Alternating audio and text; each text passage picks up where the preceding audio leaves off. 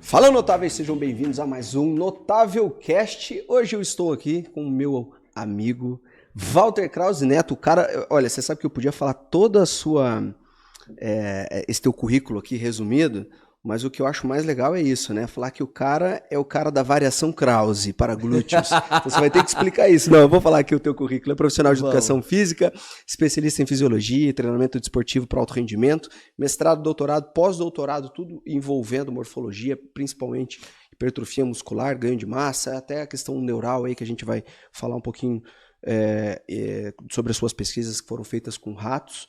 E líder do grupo de pesquisas e estudos em genética e morfologia no treinamento de força. Cara, seja muito bem-vindo. Primeira vez aqui no nosso podcast. Espero que tenhamos outras oportunidades para estar batendo um papo.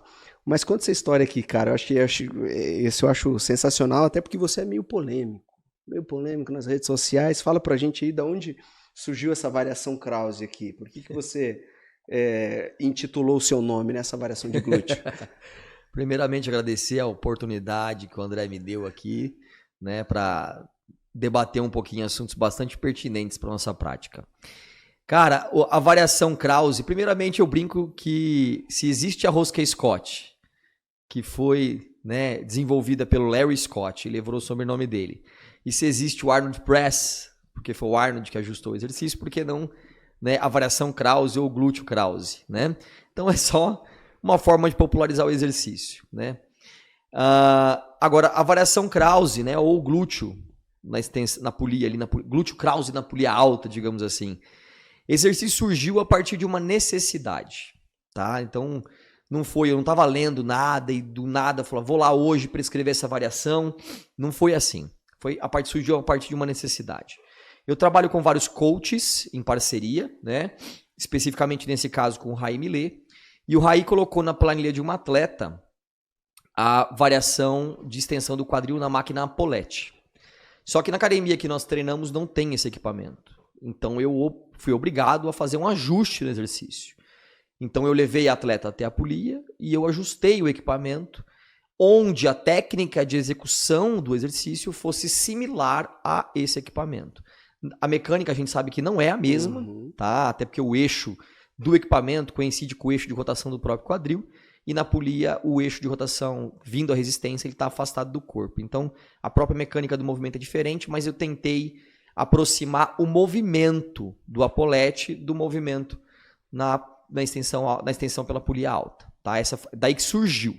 Você coloca a tornozeleira no tornozelo, né? Você não coloca algum tipo de acessório que poderia estar no joelho também, né? Na apolete a gente tem a aplicação do braço de resistência, ou a resistência externa apoiada ali embaixo do joelho. De repente, eu nunca pensei nisso, mas aí a gente teria que aumentar bastante a sobrecarga, né? Você está diminuindo aí esse braço de resistência, porque se fica no tornozelo, você precisa de menos carga, mas se fica no joelho, obviamente você vai ter que aumentar a carga, mas vai dar um pouco mais de estabilidade. Você já tentou no joelho também? Não tentei, até porque quando você vai à academia, normalmente as tornozeleiras para o cabo são tornozeleiras que encaixam no pé, né, no tornozelo. Salvo a exceção daquelas tornozeleiras que são em velcro. E aí elas não têm a parte do calcânio, porque prendem só acima do calcânio, né? Então ficaria mais fácil. Não sei se ela teria tamanho suficiente para ajustar logo abaixo da patela, que talvez seria a posição mais ideal, né, mais adequada, tá? Mas você tem razão. Ali eu teria mais estabilidade por um braço menor, né, do ponto de aplicação da resistência. E talvez por conta disso eu pudesse aumentar a quantidade de massa envolvida, de massa externa. Porém, é um novo ajuste em cima de um exercício, né? A partir da criação dessa variação, uma série de ajustes já foram feitos. Então, muita gente fala assim, mas o exercício se torna instável, porque você está unipodal. E aí, ajoelhou-se no banco. Então, já tem colegas colocando as atletas ou as praticantes ajoelhadas em um banco inclinado, onde ali se torna um pouco mais estável. Agora, a própria instabilidade, ela foi não obrigatória, mas ela foi pensada. Então, proposital. Exatamente, ela foi proposital. E por quê? Porque a gente sabe que toda vez que gera alguma instabilidade em que eu tenha que fazer a extensão desse quadril, há aumento de excitação para o próprio músculo. Mas pode ser um aumento do ponto de vista excitatório para dar estabilidade, para estabilizar a pelve. Pode, mas eu gero uma adição de trabalho a esse grupamento muscular, tá? Dentre eles o glúteo máximo. Então eu tive até o propósito de colocar essa atleta unipodal também por conta disso, tá? Então eu abro mão um pouco da massa externa para gerar a excitação por um outro viés mecânico. Legal. Tá? Cara, e qual é o benefício da variação Krause pensando em estímulo específico para o glúteo máximo, né? Pensando em qual é o benefício efetivo frente a outros exercícios para glúteo máximo? De onde você tira tanto a parte teórica e prática dessa variação? Perfeito.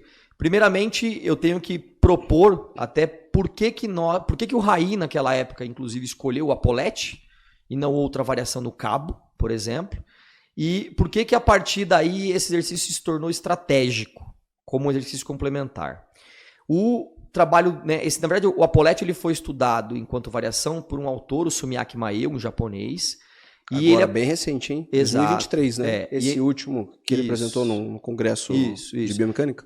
E ele apresentou, o Mae, ele apresentou os resultados desse trabalho no Congresso Europeu de Ciências do Esporte. Exato. Se não me engano, em junho, julho, na França, ano passado, em 2023. E aí o Mae testou nessa oportunidade 2 variações de execução técnica do exercício de extensão do quadril na Apolete. Uma variação, e aí é importante falar isso, né? Eu vou até colocar aqui, usar o meu modelo do copo como um exemplo, né? Então, em uma variação, digamos que a sua perna de apoio é o copo, e não sei se dá para ter fazer isso aqui, é uma referência, mas digamos que isso aqui seja a perna que vai executar o movimento. Então, as 2 variações partiram de 90 graus em relação ao chão, tá? Então, 90 graus de flexão do quadril. Então, esse fêmur aqui estava paralelo, tá, ao solo. Beleza. Na variação número 1, os voluntários tiveram que fazer a extensão completa, de 90 até 0, ou até 180, como alguns preferem. Então, tinha o arco de movimento completo de 90 graus. O outro grupo de pessoas fez 45, então descia até a metade e retornava. Descia até a metade e retornava. Depois de algumas semanas de treinamento, usando ressonância magnética como medida diagnóstica, o Maeu e seu grupo encontrou que a variação com 45 graus de amplitude de movimento parcial gerou 3 vezes mais hipertrofia do glúteo do que a variação completa. Esse foi o primeiro susto que nós tomamos. Isso quer dizer, se eu fizesse o movimento completo, eu teria um nível de hipertrofia na casa de 2%. É muito pouco. Agora, quando eu faço a variação parcial, eu tenho 3 vezes mais hipertrofia. Então, talvez para esta variação no exercício, a parcial seja mais adequada. Tanto é que a variação que eu indico a partir da variação Krause é parcial, não é completa, né? E um outro dado foi colocado para nós. O apoio do equipamento, o apoio distal do equipamento, foi colocado logo ali próximo do joelho e não próximo da ponta do pé. Mesmo assim, o bíceps femoral cabeça longa também teve um nível de hipertrofia, um aumento maior na variação parcial em comparação também à variação completa. E aí eu sou obrigado a trazer o fato para discussão. Será que todo e qualquer movimento isolado de quadril, estendendo, já não torna-se um estímulo eficaz para a hipertrofia deste músculo em específico? Ou será que eu dependo de flexão? Porque, querendo ou não, o joelho não está completamente estendido. Ele relatou que eles estavam completamente estendidos. Mas a gente sabe que nem sempre está, né, completamente ereto esse joelho, reto esse joelho. E quando ele analisou os demais músculos ali, semimembranoso e semitendinoso, ele encontrou aumentos similares entre as 2 variações. Isso quer dizer, o exercício ele foi potencialmente mais interessante para hipertrofia para glúteo máximo e para bíceps femoral cabeça longa, tá? Então esse foi o primeiro dado. Comparando esta variação com as outras variações do cabo, você tem uma mudança na mecânica do movimento. Normalmente, quando você faz o movimento vindo da polia de baixo, você tem um braço de momento aumentando do início para o final. Nessa variação você tem o contrário, você tem um braço de momento diminuindo do início para o final. Então, possivelmente, o estímulo, não só sobre as fibras caudais do glúteo, mas também sobre as fibras superiores, craniais do glúteo, talvez sejam diferentes. Tá? E aí o Jonato vem e sugere, inclusive, que em algum momento se faça ambos os exercícios com a rotação externa do fêmur, para solicitar mais de fibras superiores desse glúteo máximo, né? Eu enxergo essa sugestão do Jonato muito eficaz quando eu parto da polia de baixo. e faço a extensão aumentando o braço de momento. Fica mais fácil de controlar.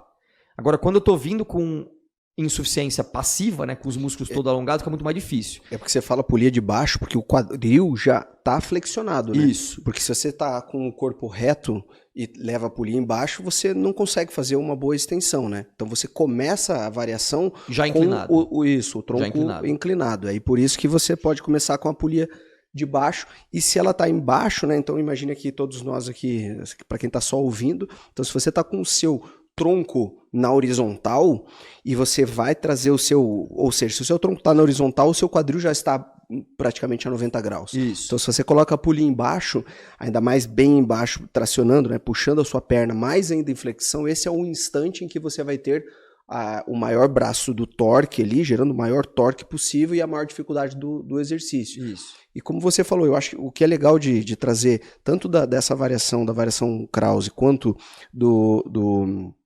desse estudo de Sumiak Mael, é que quando essas fibras então estavam mais alongadas, por mais que você utilizou uma amplitude menor de movimento, mas sempre com essa fibra um pouco mais alongada, isso gerou um estímulo à hipertrofia maior. Então parece que é isso que ele está nos mostrando. A gente muitas vezes acha que a amplitude, uma boa amplitude, ou uma grande amplitude é primordial para uma hipertrofia, mas na verdade a gente tem que perceber exatamente. E tem nem outro sempre, fator. nem todos os músculos, né? A gente tem que tomar um certo cuidado, porque não são todos os músculos que foram analisados, mas a gente tem boas pesquisas, né? Do próprio grupo japonês, tem algumas. Com posterior de coxa, tríceps braquial, agora pensando em glúteo também, exatamente, tem. interessante. E tem um outro fato, né? Quando a gente fala que ali o pessoal fala, tá em predominância excêntrica. Eu prefiro não dar esse nome. Eu prefiro dizer que eu estou trabalhando com aquele comprimento longo, que é o nome que o Thiago Trindade enfatiza um pouco mais. Eu não gosto de predominância excêntrica também, não. Porque tem a fase concêntrica e tem excêntrica. Isso, a não ser que ele você... está alongado, não você está em excêntrico a não por mais ser tempo. que você esteja trabalhando a outra variável, nesse caso aqui, a cadência. Não, estou fazendo em 5 segundos a excêntrica e em 2 segundos a concêntrica. Daí pode ter uma predominância excêntrica. Em termos de duração, né? Isso, Inclusive. Em termos de duração. Mas tirando isso, eu não vejo como predominância eu excêntrica, prefiro dar o nome que o Thiago costuma usar mais, né? Que é o comprimento longo. O que a gente vê? E aí eu falo pra galera, você tem que pensar um pouco na questão da biomecânica ao escolher essas variações e também do ponto de vista, o que essa variação me traz de alteração fisiológica. Então nós sabemos que nós temos dezenas de vias sinalizadoras potencialmente influentes à hipertrofia muscular, mas tem duas que a gente tem estudado ao longo dos últimos 20 anos principalmente, que vem trazendo alguns resultados em que pode me levar a interpretar por que talvez este exercício ou alguns exercícios de comprimento longo eu possa ter um efeito mais pronunciado. Um deles é uma proteína sinalizadora, um sensor de tensão de membrana chamada de integrina alfa-7 beta-1. Essa é uma proteína, um sensor, tá, que dispara uma cascata para dentro da célula. Ela está ligada a proteínas como, por exemplo, a proteína de adesão focal, né? E você tem, por fim, por exemplo, o aumento de fosforilação da P70S6K1, que vai aumentar ribossomo, por exemplo, ou vai aumentar a síntese proteica. Então, essa proteína, a integrina alfa-7 beta-1, ela é sensível a estiramento. Então, talvez eu manter o músculo estirado em comprimento longo pode excitar essa proteína e, consequentemente, desencadear um efeito mais potente desta via. Tá? Uma outra via são as vias associadas aos canais de cálcio dependentes de estiramento. Então, quanto mais intensa é a magnitude de estiramento nessa fibra muscular, mais eu tendo a ter ação das vias sinalizadoras a partir da entrada de cálcio na célula. E aí você tem várias dessas proteínas envolvidas, desde proteínas a nível nuclear até proteínas a nível intracelular, como, por exemplo, a calcineurina. Apesar da calcineurina ser muito mais sensível para hipertrofia em fibras 1 do que em fibras 2, né? De acordo com alguns estudos de bancada, a gente pode chamar, né? Que são estudos in vitro. Mas você tem esses dois principais sinalizadores que estão associados diretamente a esse nível de estiramento da célula. Então isso poderia, do ponto de vista fisiológico, explicar talvez o porquê que eu tenho mais ganhos em uma variação do que em outra. Legal, esses são os motivos, né, que podem estar relacionados, né? Ainda existem muitas investigações para que a gente possa confirmar alguns dados, mas que possam, que motivos que podem estar relacionados ao porquê que esse músculo em comprimento mais longo, ele tem uma vantagem, em alguns estudos têm mostrado isso, com vantagens em relação a comprimentos mais curtos musculares, né? O que acaba quebrando um pouco com essa ideia do bíceps, por exemplo, eu vou fazer um bíceps concentrado. Será que o bíceps concentrado, pensando em hipertrofia muscular, pode ser uma boa estratégia? Né? Será que o bíceps concentrado, outras variações que a gente tem onde você acaba trabalhando, tem um próprio voador, né? Não, vou trabalhar essa amplitude um pouco mais... o final da concêntrica, vamos considerar assim, o final da concêntrica, pensando até na própria hipertrofia seletiva, né? Isso tem que eu ia até comentar. Disso, né? Cara, não, deixa eu fazer um pouco mais fechado aqui, pensando no miolo do peito, né? Vamos dizer assim, tá lá no miolo do peito, não, vou fazer fechado para pegar o miolo do peito. Então acaba também quebrando um pouco essa ideia, né? Não sei se esse maior alongamento pode gerar uma hipertrofia também seletiva e se faz então sentido eu trabalhar essa fase concêntrica maior, ou o final da concêntrica bastante concentrado para pensar em outra hipertrofia de uma outra região do músculo. Será que faz sentido isso? Você tem estudado isso também? Sim, qual que é a de acordo opinião? com a base de evidência que nós temos publicado até o momento, tá? A gente pode hipotetizar, e aí como você falou, é hipótese. Quando eu sugiro a ação de duas vias sinalizadoras, é hipotético, porque aquilo não foi estudado naquele exercício especificamente. Mas eu teria como hipótese de que, por exemplo, a variação Krause de glúteo, ela conseguiria promover um efeito mais significativo nas fibras mais caudais e glúteo máximo, tá? Partindo de um princípio justamente associado à amplitude de movimento. E que as variações vindo pela polia baixa, por mais que eu continue com o quadril fletido, mas eu teria ali um nível de estação maior, uma exigência maior do meio para o final do movimento, e ainda mais envolvendo talvez variações de posicionamento do fêmur, eu poderia atingir outras regiões. Isso é hipotético. Mas faz sentido pensando nas fibras inferiores do glúteo máximo, né, fixas na tuberosidade glútea do fêmur, exatamente. E quando você faz a flexão do quadril, faz sentido o alongamento, o grande comprimento dessas fibras musculares mais inferiores. Então faz sentido se a gente pensar na variação Krause como um estímulo maior para as fibras inferiores. E é assim isso que você busca. E é assim que os treinadores de bodybuilding têm usado. Tá? Eu tenho conversado com vários treinadores. Para minha felicidade, apesar de ter os haters aí em cima, né? Mas para minha felicidade, a galera da prática, na verdade que a galera que interessa, é quem treina, tá? Quem é hater e só fica querendo ofender os outros em rede social, não me importa. O que me importa é o cara que precisa disso e tá usando, tá colhendo frutos com isso. E a sinalização que eu venho recebendo dos treinadores, e vários desses treinadores em atletas Olímpia, meninas, wellness principalmente, tá?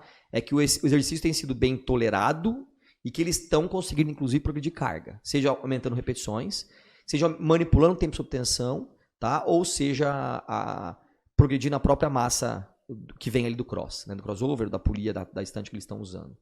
Tá? Então, sim. Tem mostrado um bom resultado na prática. Bom resultado na prática. Cara, falando em prática também, quando a gente conversou esses tempos atrás aí sobre a questão do terra, pensando em prática e hipertrofia de dorsais no terra, né? Você é um defensor do estímulo aos dorsais, principalmente grande dorsal, latíssimo do dorso, o estímulo desse músculo no próprio exercício terra. Qual que é a tua concepção? Como é que você enxerga isso? O porquê que estaria sendo tão exigido esse músculo em um movimento que, teoricamente, é para membros inferiores? Glúteo, de repente, posteriores, extensores da coluna. Qual que é a tua visão sobre isso?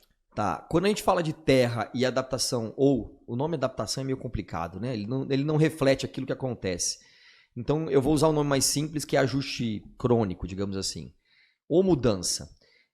Quando a gente discute o efeito crônico na mudança morfológica induzido por qualquer exercício, eu tenho que fazer uma análise geral do movimento. Quando você pega uma imagem do terra tradicional num plano 2D, ela te dá uma visão. Quando você pega uma filmagem do movimento, ela te dá uma outra visão. Tá? Então vamos lá. Eu tenho ali articulações que estão movimentando e articulações que estão visivelmente, isso é importante, visivelmente se mantendo na mesma medida. Porque é importante deixar uma coisa clara para a galera, né? Quando a gente fala isometria é ISO, significa é a mesma, igual, sem alteração, e isometria medida. Então, isometria seria um exercício que você faz, onde naquele segmento não tem mudança visível do seu comprimento. Então, parte-se do princípio que visualmente toda a região da coluna vertebral ela não sofre mudança no seu comportamento morfológico, o que já começa como uma mentira. E aí a galera tem que entender uma coisa. Uma coisa é eu ver um segmento se mantendo visivelmente estático. Outra coisa é eu pensar dentro daqueles músculos o que está acontecendo, aquelas fibras, o que está acontecendo ali para tentar manter aquelas articulações visivelmente estáticas. Então, para gerar tensão, já tem que ocorrer, por exemplo, cruzamento de pontes dentro da fibra.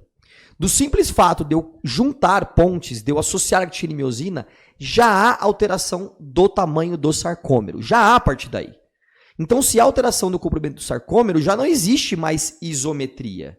Pode ser uma isometria macroscópica, mas do ponto de vista microscópico, há alteração. Essa alteração no corpo, no meu tronco, ela muda a tensão ao longo da subida da barra. Então existe uma tentativa de manutenção de um corpo sobre demanda progressiva ao longo de um percurso.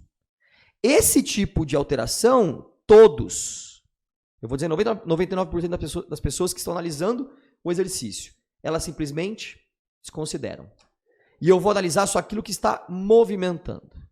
Se eu analisasse aquilo que está movimentando, tá, eu deveria incluir nessa análise glenomeral, porque está movimentando, mas também desconsideram. E eu deveria analisar a cintura escapular, porque há movimento de cintura escapular do início para o final do movimento, e vice-versa, mas desconsideram. E por que desconsideram? Porque se ensina na faculdade que só há mudança naquilo que se movimenta. Naquilo que não se movimenta, não há mudança. Ou se há mudança, a mudança menor. Eu até selecionei um artigo que não tem nada a ver com terra, mas para provar esse tipo de teoria, inclusive, tá? Eu não vou nem entrar no mérito agora de quem treina. Porque quem treina tem a resposta. Eu até selecionei um artigo onde os autores colocaram um grupo de homens para fazer flexão de braço no TRX, suspenso. E avaliaram por espessura muscular oblíquos, reto abdominal, tríceps braquial e mais alguns outros músculos, tá? Reto abdominal e oblíquo hipertrofiou mais do que o tríceps braquial. E não tem qualquer movimento ali. Isso quer dizer, a tensão produzida sobre esses músculos para manter a postura é tão grande, ou é tão grande quanto o dos movimentos, das articulações que estão em movimento, que houve alteração nessa estrutura de uma magnitude muito maior, do ponto de vista, inclusive, estatístico, do que aquelas articulações que estavam movimentando. Eu falo que a única falha desse estudo foi não ter medido a hipertrofia do peitoral. Porque quem faz flexão e não mede peito, né? Mas peitoral maior eles não mediram. Mas na comparação com o tríceps, houve um aumento de delta maior nesses músculos do core do que no próprio tríceps braquial. Então eu falo, pô, se existe mais de uma evidência na literatura, por que o terra seria diferente? E aí você fala, pô, Walter, não tem evidência científica na literatura para a musculatura de coluna. Então, eretores, paravertebrais, né? Essa musculatura tudo bem, não pode, talvez não tenha, ou pelo menos até agora não foi publicado. Mas para trapézio há. Há hipertrofia de trapézio. Há tanta tensão no trapézio, tá? Que em estudos da década passada, mostrou-se que o nível de cicatrização, cara, existe uma coisa chamada defeito de regeneração. O defeito de regeneração no trapézio é tão grande em powerlifters quanto o vasto lateral. E o vasto lateral é um músculo que tem alterações de comprimento, por conta da flexão e extensão do joelho. Mas vem cá, será que essa alteração, então, morfológica em grande dorsal não está mais relacionada a essa, claro, grande sobrecarga, que precisa existir uma grande sobrecarga para que haja uma adaptação? Mas você sabe que eu nem discuto a questão do latíssimo do grande dorsal. A minha maior defesa em relação à mudança morfológica é na região central do trapézio? Dorso. Do pescoço até a cintura. Então eu estou falando de trapézio, eu estou falando de músculos envolvidos em adução e depressão de escápula, até de elevação de escápulas, ou no conjunto todo dos músculos escapulares e dos músculos que mantêm a coluna ereta. Eu nem entro no mérito, normalmente, do grande dorsal. Apesar de que, de novo, há movimento de extensão dos ombros no exercício. tem atletas de nível Olímpia que treinam o exercício tentando atingir esse músculo e fazendo ele dinamicamente. O cara sobe e aperta. Sobe e aperta. Se vai haver mudança, porque eu entendo que ao você ficar de pé e a barra aproximar do corpo, ou tá junto, por mais que você faça esse movimento para trás, o nível de tensão que você gera ali, de estresse, é muito pequeno. Né? Talvez, e tem estudo com a tomografia no latíssio do dorso, mostrando que ao longo da subida é crescente o aumento do estresse nesse músculo. Se isso seria suficiente para gerar sinalização para hipertrofia, eu não sei. Neste músculo. Então, é que o que eu estou vendo aqui é um contraponto entre...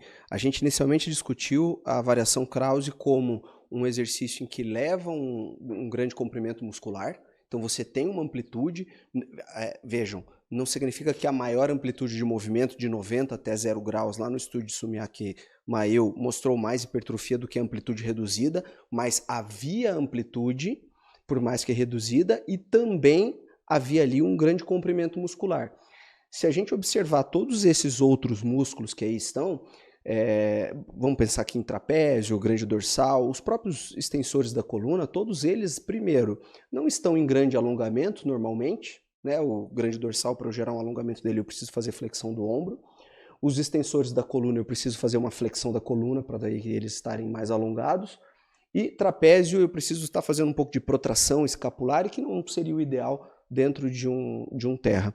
Mas, ao mesmo tempo, a intensidade, como eu estou enxergando, então, isso? A tensão produzida sobre a intensidade desses exercícios, até porque você não consegue remar com a carga que você faz o terra. Você vai colocar uma carga que o seu trapézio apenas sustenta a carga. Você não consegue fazer, agora eu vou fazer remada curvada com essa carga, elevação. Exatamente. Então a intensidade é tão alta que por mais que a gente não tenha ali essas outras variáveis que parecem ser importantes para a hipertrofia, como um grande comprimento muscular, um pouco mais de amplitude, porque eu entendi quando você falou sobre a isometria, mas ao mesmo tempo que não há uma isometria, pode existir isso a nível microscópico, sim, mas não existe, né, a nível microscópico. Mas o que nós temos também em revisões é mostrando que a isometria ela não é tão benéfica quanto os movimentos concêntricos, excêntricos. Quando eu estendo meu joelho e mantenho ele estendido, é uma coisa. Quando eu estou com todo o meu dorso tenso, tentando tirar algo do chão, aí sim, com uma amplitude de movimento significativa, mas a amplitude de movimento não é para os músculos do dorso, mas eles têm que sustentar esse movimento todo. Sim. O tempo sob tensão desses músculos é muito maior do que os músculos que estão agindo para estender as articulações durante essa subida. E, de novo, esse é um ponto que ninguém leva em consideração. E eu acho conveniente, André. A maior parte da galera fala assim, o tempo sob tensão é importante para tudo, menos para músculos que estão trabalhando sem movimento. Nessa hora, o tempo sob tensão não importa também. Você tá entendendo? O tronco, ele é desconsiderado. E é um problema sério, porque todo trabalho, não vou dizer todo, mas a esmagadora maioria dos trabalhos científicos analisando terra, eles não analisam o tronco. Tem estudos, mas são muito poucos. Porque parte do princípio que só importa aquilo que está movimentando. Cara, isso que você está falando é fantástico. Olha só, e nas minhas aulas, os alunos falam para mim que quando você está fazendo um abdominal suspenso, que obrigatoriamente você precisa trazer o seu pubis em direção à sua costela. Então você precisa fazer aquela famosa retroversão para que você diminua o comprimento muscular do reto abdominal, trazendo, né, a sua origem em direção à sua inserção, né, ou a sua inserção em direção à origem para fazer efetivamente um abdominal. Porque se você faz apenas a flexão do quadril, isso não é um abdominal. E nessa perspectiva, eu sempre tenho falado sobre isso, porque em pessoas com dores na coluna, com gatilho de dor em flexão, eu falo o seguinte, cara, sustenta, quer fazer esse abdominal com essa pessoa, sustenta, gera uma isometria, estabiliza o core e faz só o movimento de quadril. Mas isso aí não é abdominal, isso aí é só uma flexão de quadril. E entra agora nisso que a gente está falando. Cara, não é porque uma parte do seu corpo está estável em isometria que você não está treinando ela. Desde um artigo como esse que você mencionou de uma flexão de braço no TRX que mostrou hipertrofia de reto abdominal e oblíquo, até um abdominal suspenso. Não significa que está em isometria, não há treinamento sobre aquela musculatura. Há treinamento também. Então a gente precisa considerar isso.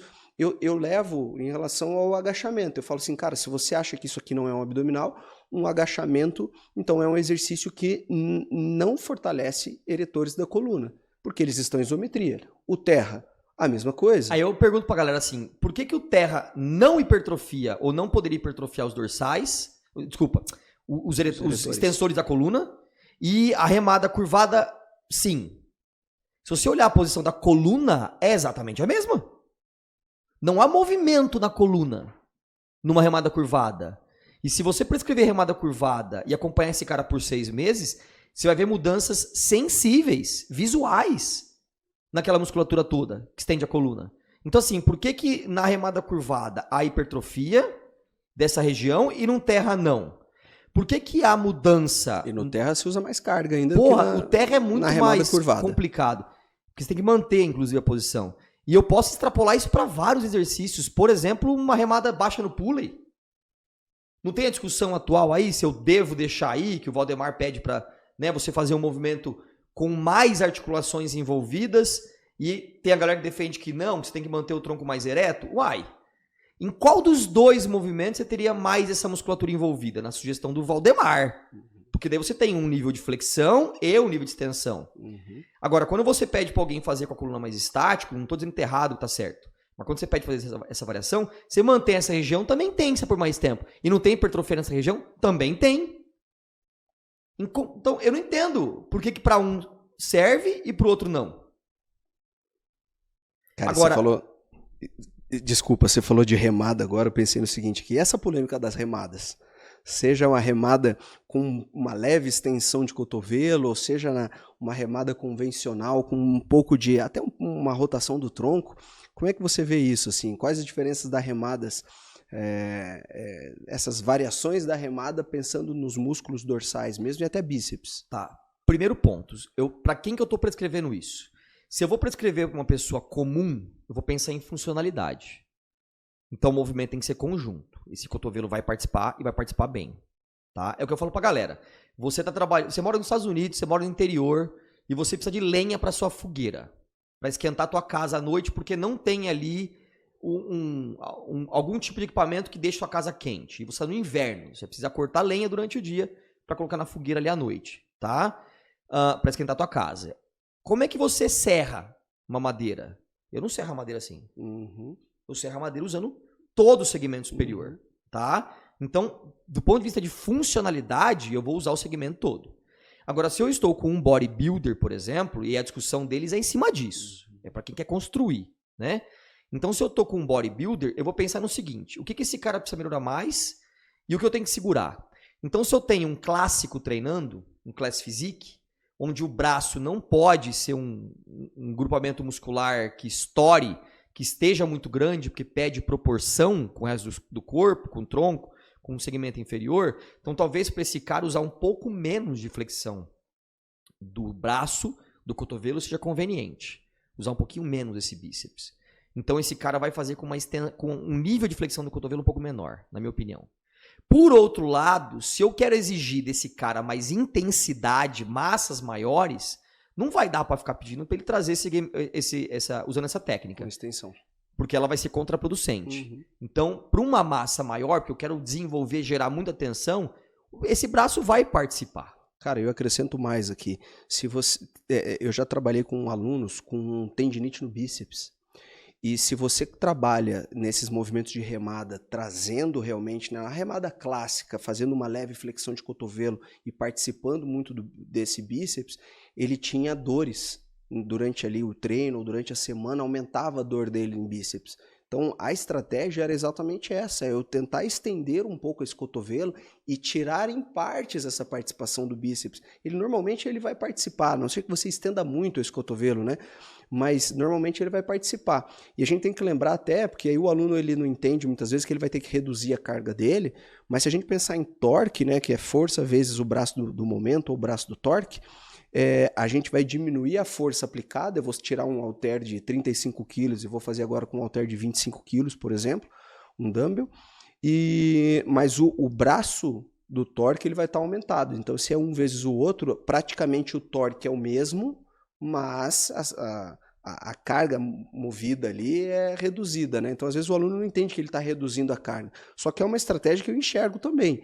Não é uma estratégia ou vamos abominar essa estratégia. É para quem? Então, você deu um exemplo agora, pensando em estética, cara, pensando em redução desse estímulo para braço, eu posso estender um pouco mais o cotovelo, e eu acabei de falar aqui um caso clínico específico que, cara, se eu colocasse ali 3, 4 exercícios de remada para costas e que envolvesse bíceps no treino, ele sentia desconforto nesse bíceps, dali durante o treino ou no dia seguinte. Então eu tinha que usar alguma estratégia para treinar costas sem estimular tanto o bíceps. E tem um trabalho, até onde o professor Belmiro ele é colaborador, em que eles compararam, né? Analisaram a hipertrofia de bíceps numa remada unilateral convencional e não viram muita hipertrofia desse bíceps, né?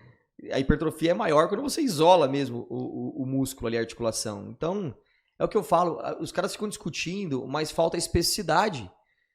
E aí, o meu nível de preocupação, André, chega num certo patamar que, por exemplo, quem é que está escutando essa discussão?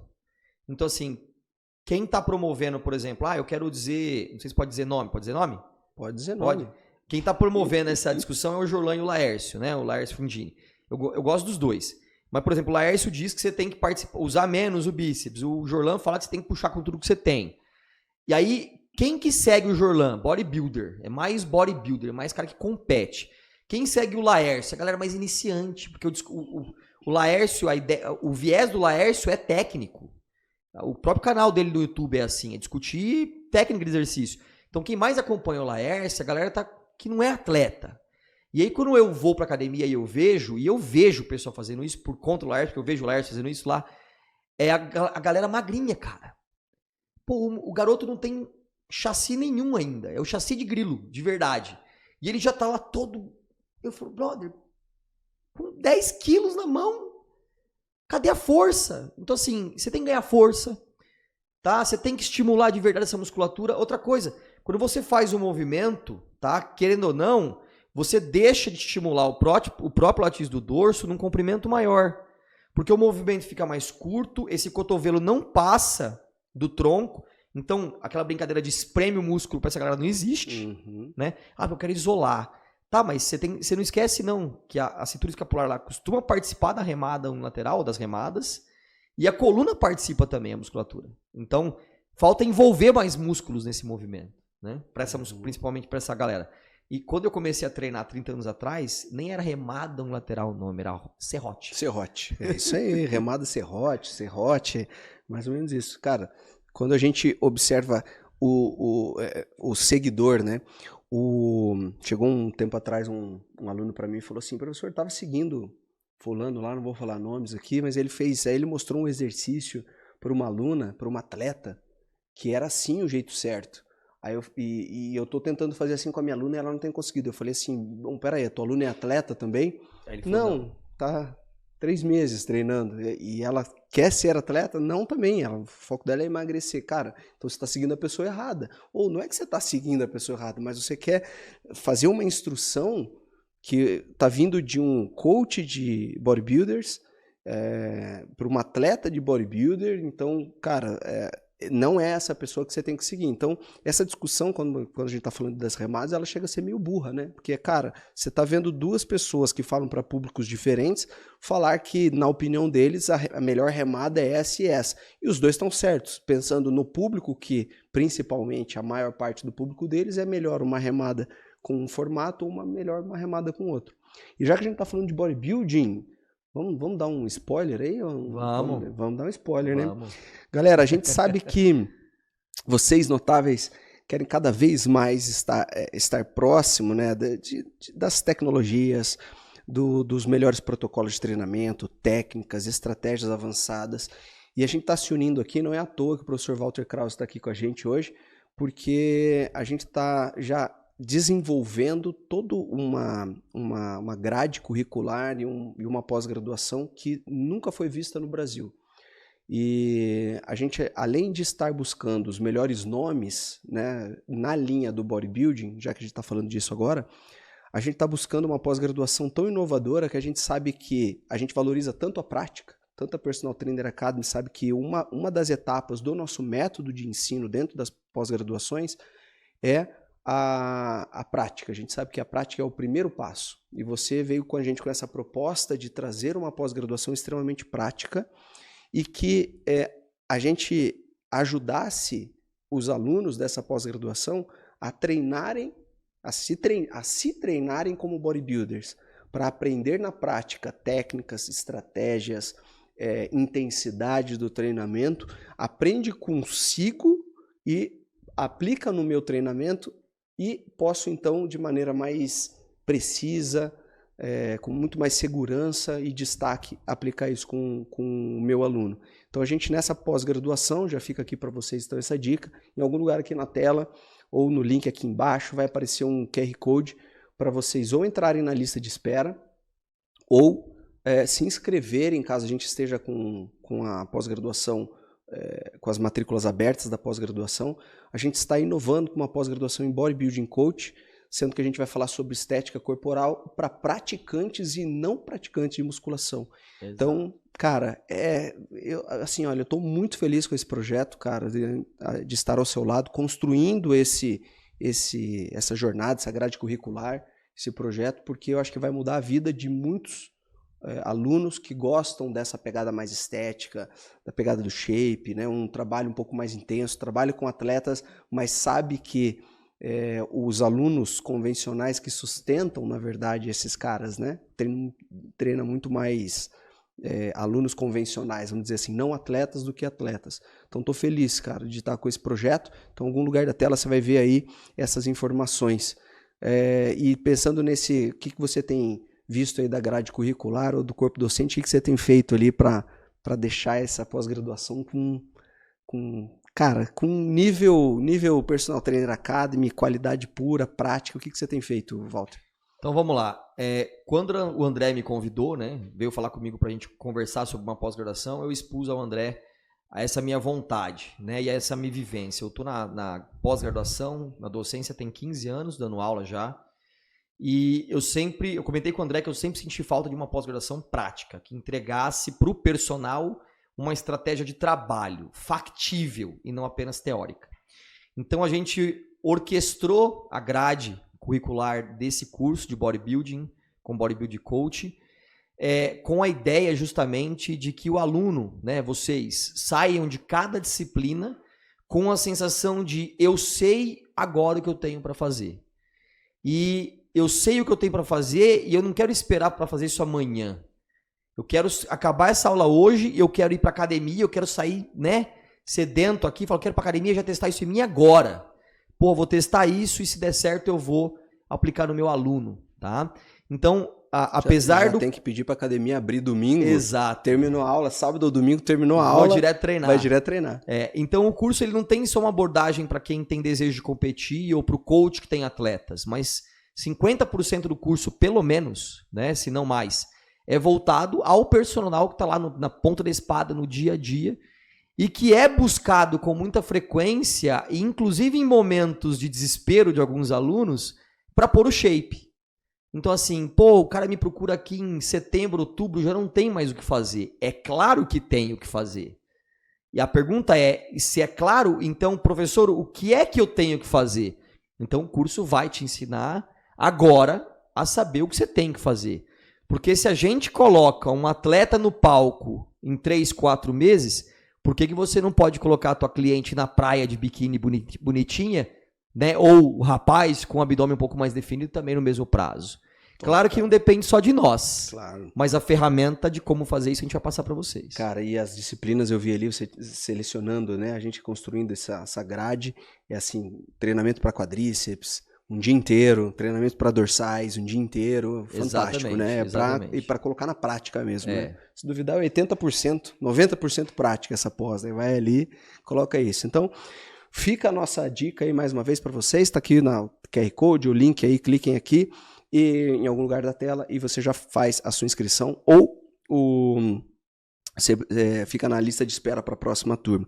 E aproveitando essa pegada aí do bodybuilding, um dos músculos mais exigidos, vamos colocar assim, quando a gente se fala do bodybuilding feminino, e também um dos músculos mais amados aqui no Brasil é o glúteo, né? E aí tem duas coisas aqui, cara, que eu acho que é interessante a gente falar. Primeiro, sobre a pré-ativação de glúteo, e sobre a influência, de repente, dessa pré-ativação, ou se não há influência, mas falar especificamente do exercício elevação pélvica, que é um exercício aí amado por uns, odiado por outros. Vamos falar primeiro dessa pré-ativação. Cara, você postou um tempo atrás falando sobre essa pré-ativação de glúteo. Eu queria que você explicasse agora qual o benefício efetivo dessa pré-ativação de glúteo. O que você mostrou ali naquele post ali, eu achei bastante interessante, que a gente pode colocar no nosso dia a dia. Então vamos lá, a primeira pergunta é, será que existe a real pré-ativação, né?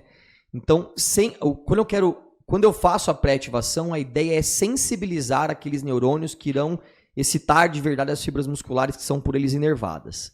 E aí utiliza-se normalmente estratégias de baixa intensidade, porém estratégias isoladas. E aí o glúteo é um dos músculos que mais se busca essa estratégia.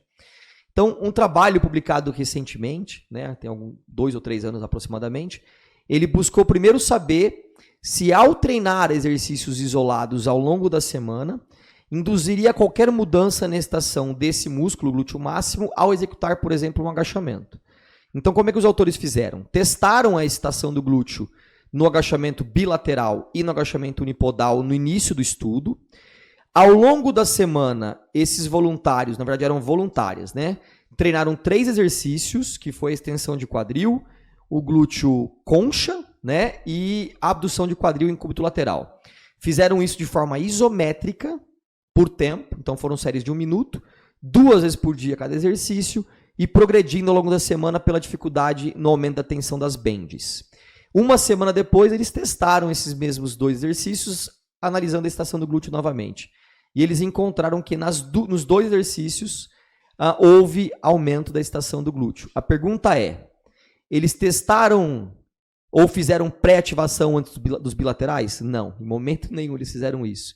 Eles fizeram o teste dos bilaterais, ao longo da semana treinaram os isolados e uma semana depois repetiram os bilaterais, o agachamento, né? Seja bilateral ou lateral. Sem fazer a pré-ativação naquele dia. Naquele dia. Então eles não faziam previamente a pré-ativação. Eles treinaram ao longo da semana. Não dá para considerar isso uma pré-ativação, né? Não dá para considerar. Uma ativação, de repente, Exatamente, ao longo da semana. Exato. Então, o que esse estudo nos mostra? Que o simples fato de você treinar aquele músculo já é suficiente para aumentar a ativação dele em momentos que você mais precisa, como no agachamento, no exercício multiarticular. Essa é a primeira coisa que ele mostra para nós, tá? E aí, André, complementando essa evidência, o próprio grupo do Maeu, né, buscou entender por quê. E aí ele reproduziu o estudo, analisando o perfil de ativação córtico-motor. E aí ele viu que na medula houve um aumento da atividade córtico-motora nas voluntárias a partir deste tipo de intervenção ao longo da semana. Então, treinar o músculo isolado aumenta a ativação córtico-motora aumenta a ativação córtico-motora dos neurônios que participaram desse estudo, desse exercício. E aí tem uma outra coisa que é importante eu falar. Quando a gente encontra que houve um aumento da excitação, não necessariamente pode estar havendo um aumento de recrutamento. E nem de hipertrofia. Exato. Porque muita gente fala assim, não, se aumentou a excitação, aumentou o recrutamento. Não necessariamente. Eu posso estar recrutando de forma mais seletiva, neurônios que excitam mais fibras, e aí eu vou ver o nível de excitação na eletromiografia maior, esse é o primeiro quesito. E tem um outro quesito. Eu posso estar selecionando unidades motoras que disparem ao mesmo tempo. Então eu também vou ter um sinal na eletromiografia mais alto. Tá? Então esse é um ponto, inclusive é um paradigma, né? Que todo mundo acha que vai recrutar mais. Não, às vezes eu posso estar recrutando menos, porém de forma mais eficiente. De qualquer forma, eu tendo a usar melhor aquele músculo dentro de um exercício que não é segmentado, e sim multiarticular. Tá? Agora, André, você tinha alguma coisa até para comentar, porque se foi isométrico o treinamento... Se foi isométrico esse movimento aqui, a ativação? Porque se a gente fez o exercício isométrico, basta treinar dinâmico ou tem que ser isométrico? Lembra que a gente estava comentando antes? Cara, agora, se a gente fez isométrico, eu vou fazer ele... Não, é porque aqui ele fez isométrico e depois ele fez um exercício dinâmico. Isso. Mas será que eu fazer o exercício isolado, isométrico, já não é suficiente? Por que eu teria que fazê-lo dinâmico? Será que isométrico não torna mais eficiente? Uma outra coisa, e aí que eu acho pertinente. Quanto mais... Ao invés de eu, nessa semana aqui de pré-ativação ou de ativação, ao invés de eu fazer só isométrico, nesse caso que foram isométricos, você falou a abdução, o concha e a extensão. Então, agora eu entendi. Então, nesse caso, eles fizeram uma isometria. E depois eles avaliaram o exercício dinâmico. Aí você está falando... dinâmicos. Isso, aí você falou, cara, será que se eu fiz, ao invés de fazer a ativação, e se eu simplesmente treinar? Exato. Então, vamos lá. Normalmente o personal, e aqui é uma coisa mais para personal até do que para o atleta. O personal, digamos que ele tem ali uma cliente com alguma dificuldade em aumentar o tamanho do glúteo. Isso pode ser genético ou isso pode ser um fator ambiental associado inclusive ao próprio treino, tá? Ele não consegue atingir, por algum motivo, aquele glúteo de maneira eficiente. E aí, se ele ficar acrescentando, por exemplo, exercícios de pré-ativação, ele aumenta o tempo total de treinamento. Se é uma cliente que às vezes chega mais ou menos atrasada, nunca está no momento, nunca chega na hora, ela não vai ter 1 hora para treinar, ela vai ter menos. Digamos que ela tem 45 minutos. Então, se ele acrescentar muitos exercícios de pré-ativação convencionais... Ele vai perder tempo de treinamento. Exatamente. Ela vai estar mais tentando pré-ativar do que treinar. O que esse estudo nos mostra? Talvez se eu treinar por 1 semana esses exercícios, já é suficiente para aumentar a excitação deste músculo nos multiarticulares ao longo das semanas demais, ou das demais semanas. Isso torna o treino mais eficiente e menos prolongado. Então vem uma outra pergunta, será que talvez eu precise fazer a tal da pré-ativação sempre? Em todos os treinos? Ou será que essa ativação feita por 1 semana, ela tem 1 mês de duração? Será que, dependendo da postura diária, a gente perde essa ativação ou não? Não sei. Ali ninguém avaliou postura diária. Exato. Né? Agora, tem outro fato. Nesse estudo, elas treinaram isso 2 vezes no dia, por 1 semana. Tá? Que é meio difícil meio já, difícil né? no nosso dia a dia. Agora tem uma outra coisa que eu queria comentar. Eu estou trazendo aqui 2 estudos que analisaram a excitação do glúteo.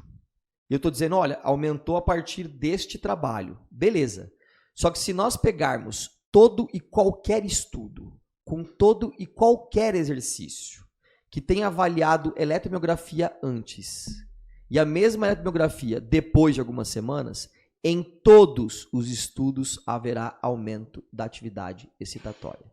O que isso significa? Quando você treina o músculo, ele já se torna mais eficiente, do ponto de vista excitatório. Então, até para analisar a eficiência de pré-ativação com eletromiografia, é complicado. Nada é tão simples quanto parece. Nada simples, né? E pegando esse gancho já que a gente está falando de glúteo e chegando na elevação pélvica. Como é que você enxerga a elevação pélvica, o real benefício da elevação pélvica? Eu sei que você treina elevação pélvica, porque eu vejo nos seus posts.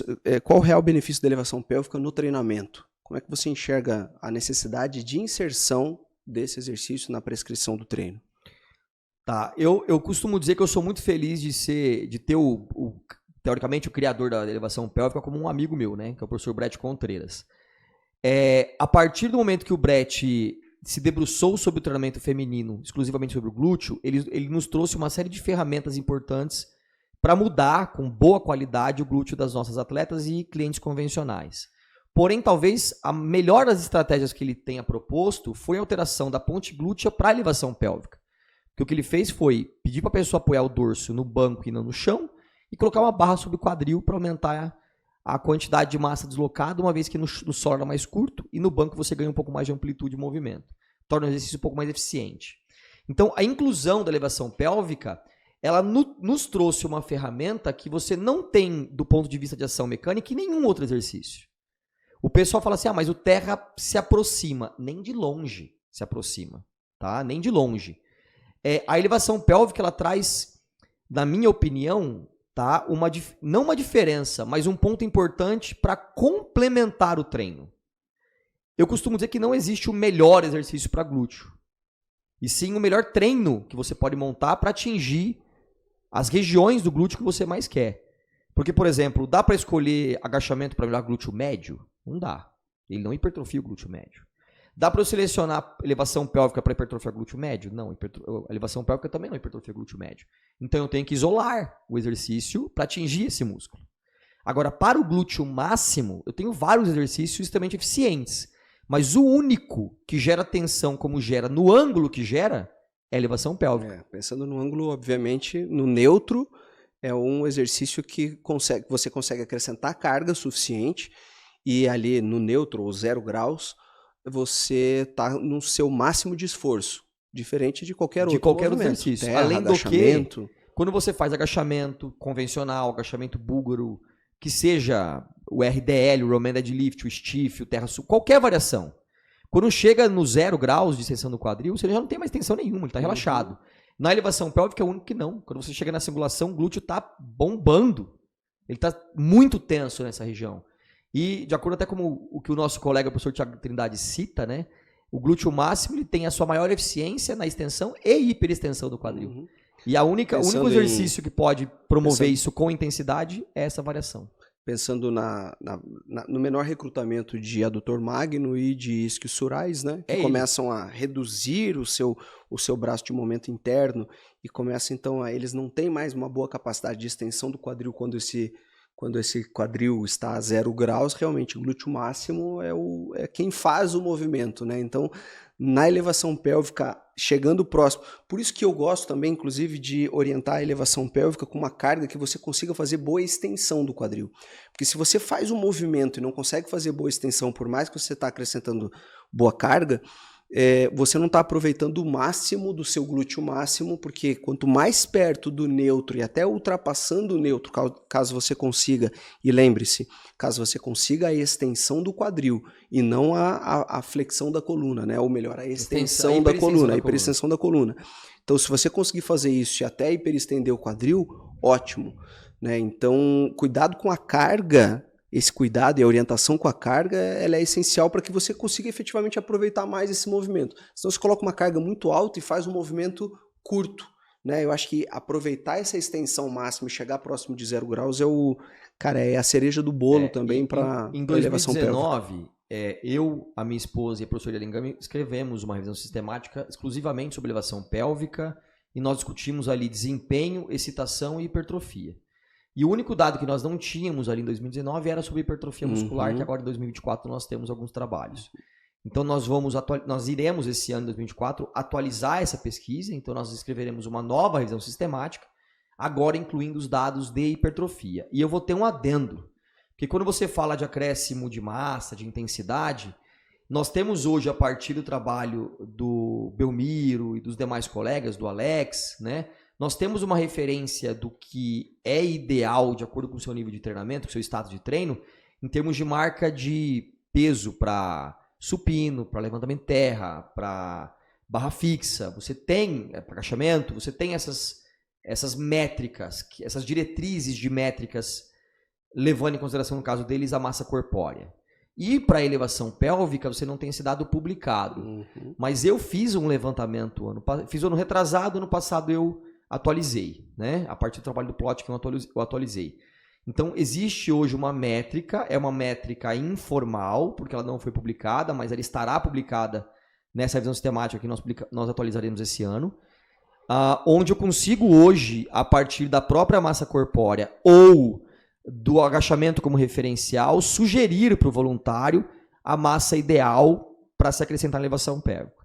Depois de X tempo de treinamento ou para o iniciante? Tanto iniciante quanto treinado. Tá? A princípio, parece que dá para você fazer essa sugestão baseado em qualquer parâmetro de treinamento, por enquanto. Que é o quê? Quando você leva em consideração o seu agachamento como parâmetro, tá? E aí muita gente pergunta, mas isso é para 1 RM, é para 10 RMs, é para 5, é para quantos? Cara, é proporcional ao RM dessa massa no agachamento. Então, vou te dar um exemplo. Se eu faço 10 repetições máximas com 100 kg de agachamento, para 10 máximas, independente se eu sou iniciante ou intermediário ou avançado, quanto que eu teria que colocar na elevação pélvica para ela ser tão eficiente quanto um agachamento? Pensando em glúteo, tá? E aí eu usei 10 estudos científicos como parâmetro, que no mesmo estudo tinha a comparação entre agachamento e elevação pélvica, para qualquer que seja o parâmetro, tá? E eu cheguei a um valor de 1,325. Então, isso quer dizer, você multiplica 32%. Você multiplica. 132 seria. Isso. Você multiplica o peso do seu agachamento por 1,325. Tá? Então, nesse caso aqui, eu faria uma elevação pélvica com mais ou menos 132 quilos. Isso é uma média. Aí você tem o desvio padrão dessa média e você tem um intervalo de confiança que é maior ainda. Mas isso aí tem post no meu Instagram, inclusive, que eu já falei. E muita gente fala assim, professor, mas, por exemplo, e se a pessoa não tem um referencial de agachamento? Ela não faz ou ela não... por algum motivo. Mas naquela carta polêmica de Brett Contreras, ele fala que esse valor é maior, né? Ele coloca como pelo menos 50% até 100%. Mas é um chute. Eu me baseei nas evidências. Então, pelo que eu entendi, é em aplicativos onde as pessoas acrescentam dados, né? Então, por exemplo, eu estou lá num aplicativo e eu acrescento meu dado de agachamento e eu acrescento meu dado de elevação pélvica. E quando você tem uma base de dados, obviamente, aí gigantesca, milhares de informações, você consegue saber, né? Entre as pessoas, esse referencial. Mas, por exemplo, a Ângela Borges assistiu a minha aula sobre esse assunto. E no podcast, a gente até discutiu alguma coisa disso lá no Made of Iron, no final do ano. Ela falou, eu dei esse referencial para ela. Aí ela fez a conta para ela. Ela falou, Krause, eu não consigo. Muito pesado. Por isso que existe um intervalo de confiança para mais e para menos. Com certeza. Não, a gente não pode extrapolar isso para todo mundo. Existe um intervalo de confiança, mas estou pensando na média aqui. Na média, acreditava até eu aqui que essas pessoas conseguiriam fazer com... cara, pelo menos 50%. E lembra que o Contreras está trabalhando com meninas muito treinadas. Mas no caso... Então, mas aí vem um outro Vou te dar ponto, o meu exemplo. né? O meu exemplo, no meu caso, eu, Walter, tá? A minha pélvica é 60% maior do que meu agachamento. Então, mas é isso que eu estou pensando. Que aqui, o agachamento é um exercício clássico. Todo mundo faz desde sempre que começa na musculação. Elevação pélvica é um exercício que está sendo acrescentado aos poucos. Então, a habilidade em desenvolver força na elevação pélvica, claro, também é dependente desse tempo de treinamento, né? Então, alguém que agacha, que sempre agachou, na verdade, agacha a vida inteira, por mais que seja com o peso do próprio corpo, tem mais habilidade em, de repente, em desenvolver força no agachamento do que especificamente na elevação pélvica. O valor inferior do intervalo de confiança para essa métrica é de 1,09.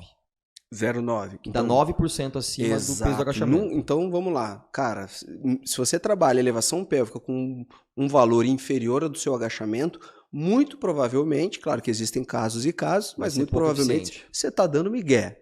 É isso.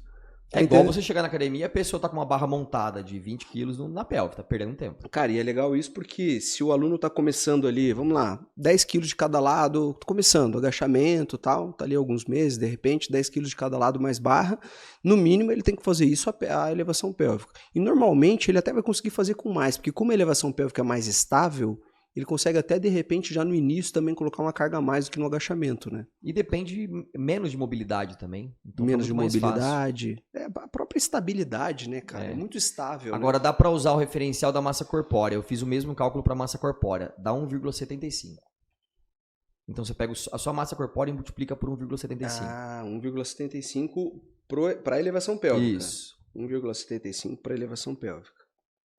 E aí também vai ser proporcional. Aí, se você quiser fazer proporcional, você faz proporcional ao agachamento. Você também consegue saber aqui na média. E é o que eu falo. Esses são valores médios de referência.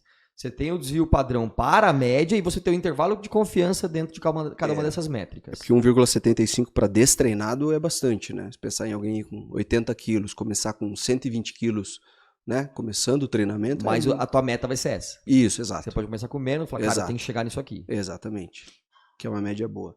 Cara, muito legal. E pensando em hipertrofia, também na elevação pélvica, o que você tem visto aí, esses estudos mais atuais, como você falou, 2024? Nós temos, eu costumo comentar que existem 4 estudos, tá? 2 são factíveis, a gente tem 100% de certeza, 2 são discutíveis. A gente tem praticamente certeza de que aquilo foi um fato relativamente manipulado, a gente não sabe nem se a pesquisa aconteceu, por conta dos dados, não da elevação pélvica, mas dos dados gerais do estudo, né? Níveis de ganhos de força no agachamento muito profundo, fora da realidade, tanto é que virou motivo de piada esse artigo, virou. Que é de Barbalho internacional. Barbalho e colaboradores, virou motivo de piada internacional em blogs de treinamento de alta performance, falou, põe esse cara para treinar as equipes nacionais de força então, porque O que ele consegue Conseguiu é incrível, em dados, né? Ninguém conseguiu até hoje. Exatamente. Então são dados muito fora da realidade.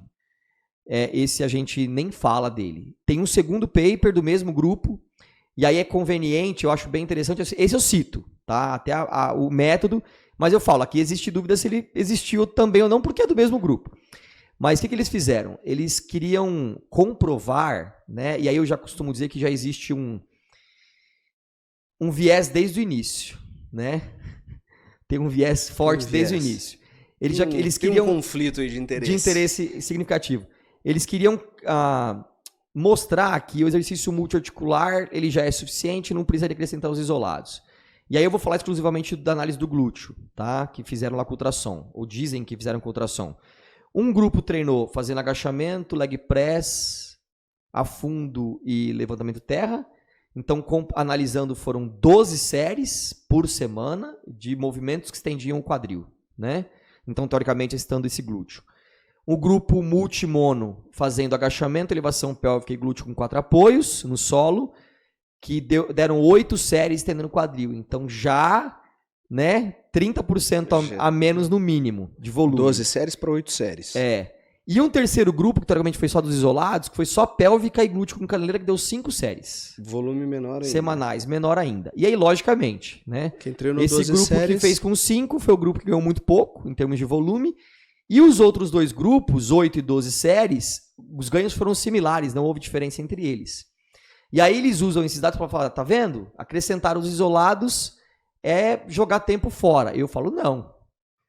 Por que não? Porque, fazer agachamento pélvico e o coice, vamos chamar o exercício popularmente, foi tão eficiente quanto fazer multiarticulares com mais volume.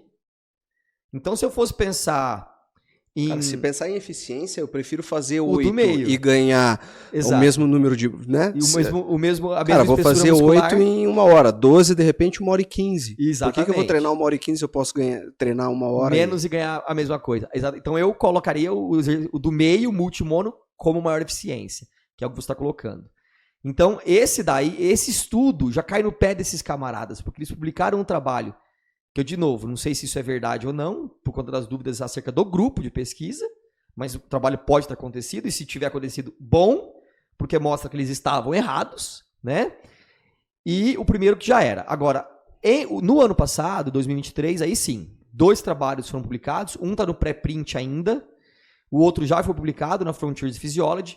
O trabalho do pré-print foi do Ítalo Cassiano e colaboradores, do pessoal da Estadual de Londrina, o grupo do professor Adilson Cirino, onde nesse trabalho eles testaram uma hipótese, né? A galera que é contra a elevação pélvica diz que não adianta nem acrescentá-la, porque acrescentando a elevação pélvica, ela não te daria nenhum ganho adicional. Então seria perda de tempo total. O que o trabalho do Ítalo Cassiano fez? Testaram essa hipótese. Então um grupo fez leg press e stiff, o outro grupo fez leg press, stiff e a elevação pélvica. Só acrescentou a elevação pélvica. Falou, vamos ver se acrescentando a elevação pélvica realmente não tem mais resultados, né? Seria descartável. E esse grupo foi treinado? Era treinado? Você sabe disso? Eles eram intermediários. Aí acabou o estudo, o grupo que treinou os dois, leg press e stiff, teve um aumento de 6% na espessura do glúteo máximo, enquanto que o grupo que acrescentou a pélvica aumentou 9%.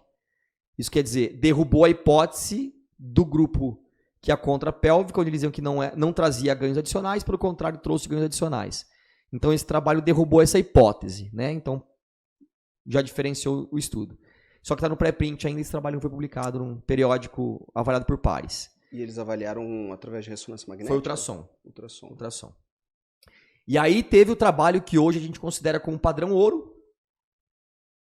Tem limitações de estudo, como toda pesquisa tem, mas que avaliou com ressonância magnética, o que traz o estudo com uma qualidade um pouco superior, que é o quê?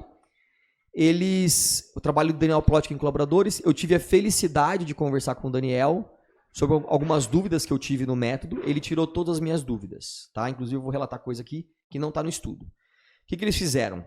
Eles compararam um grupo fazendo elevação pélvica e um outro grupo fazendo agachamento. Eles tomaram o cuidado da amostra não ter experiência em nenhum dos 2 exercícios, para não ter nenhum viés de retreinamento. Tá? Iniciantes total, é isso? Totais. Então, esse foi... Muita gente diz, não, mas isso é uma limitação. Não, isso é um ponto positivo. Porque de verdade você está pegando uma pessoa que nunca sofreu, né, nenhum tipo de influência de nenhum dos dois exercícios. Então isso me traz uma análise mais factível do fato. Aliás, factível do fato que é estranho, né? Mais factível. E aí treinaram, olha, as meninas, um grupo fez só elevação pélvica e o outro grupo fez só agachamento. Ressonância magnética avaliou vários músculos, dentre eles o glúteo máximo, e o primeiro trabalho que avaliou o glúteo máximo em posições diferentes, fazendo análise regional, né?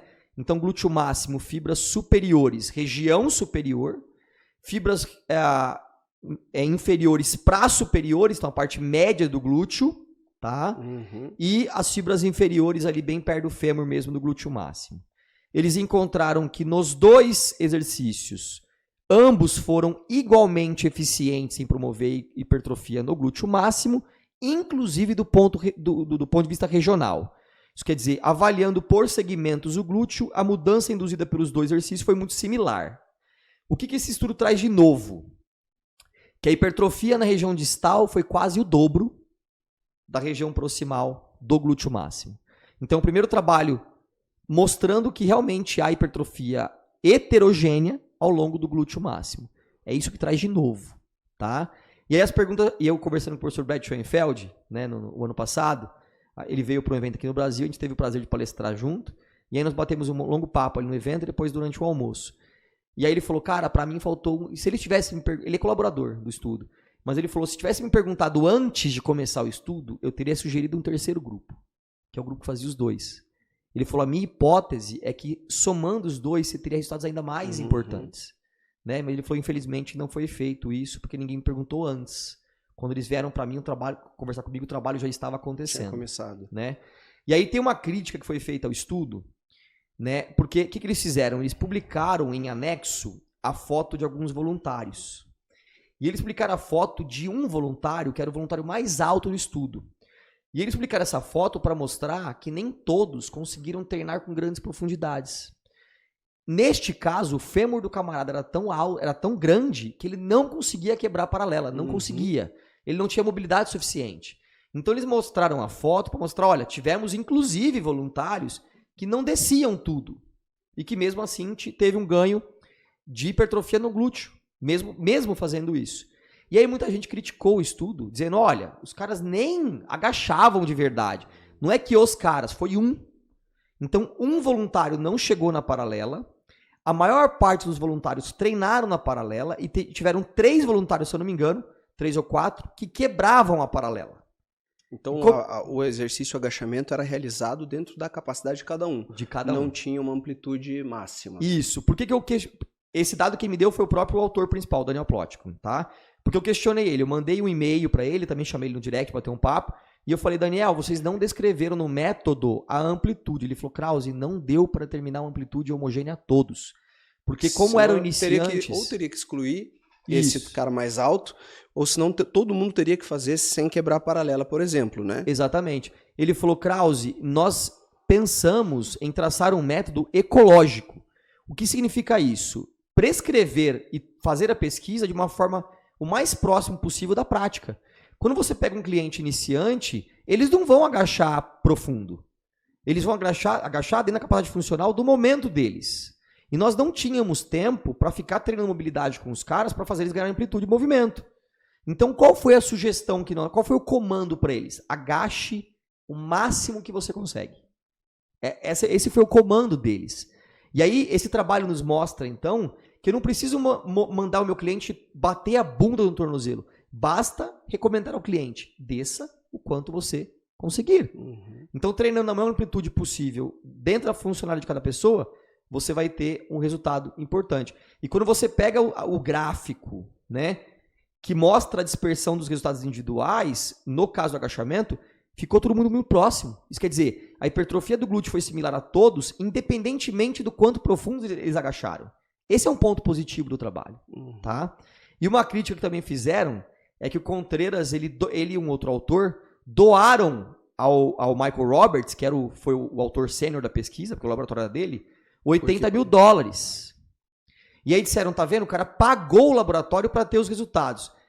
Cara, eu não sei se eu tenho raiva nesse momento, tá? Ou se os ditos pesquisadores falaram isso, se realmente eles fazem pesquisa no Brasil.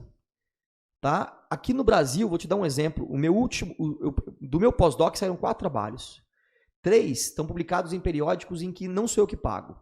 São periódicos fechados. Quer dizer, quem quiser o artigo vai ter que pagar na revista para ter. O 4º e mais importante, tá? Foi submetido agora na Frontiers in Neuroscience. Custa 3.250 euros. Não, 3.250 dólares a publicação. Quem vai pagar isso sou eu. Então quer dizer que eu estou pagando para a revista aceitar o meu trabalho? Não, isso vai ser pago depois que o trabalho for aceito. Durante o meu doutorado, eu usei uma caneta chamada caneta hidrofóbica, tá? Para marcar a lâmina e o meu anticorpo não escorrer para fora da lâmina. Era para evitar que eu perdesse anticorpo. Eu paguei isso no meu bolso. A gente teve que comprar hormônio, eu paguei do bolso. Nós estamos mandando fazer as escadas de treinamento nova dos ratos no laboratório da Unifesp, nós estamos pagando no nosso bolso.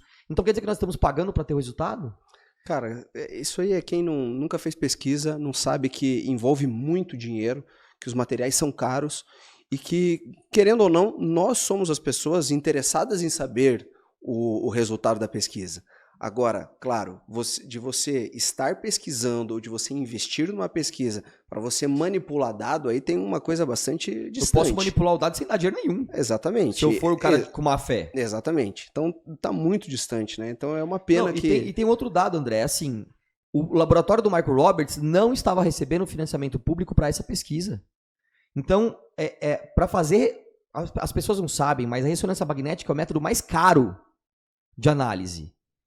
Né? Então, assim, você precisa de fomento pagando. Como eles não tinham, o Contreras decidiu, ele e o outro colega, economizar o dinheiro e doar. Uhum.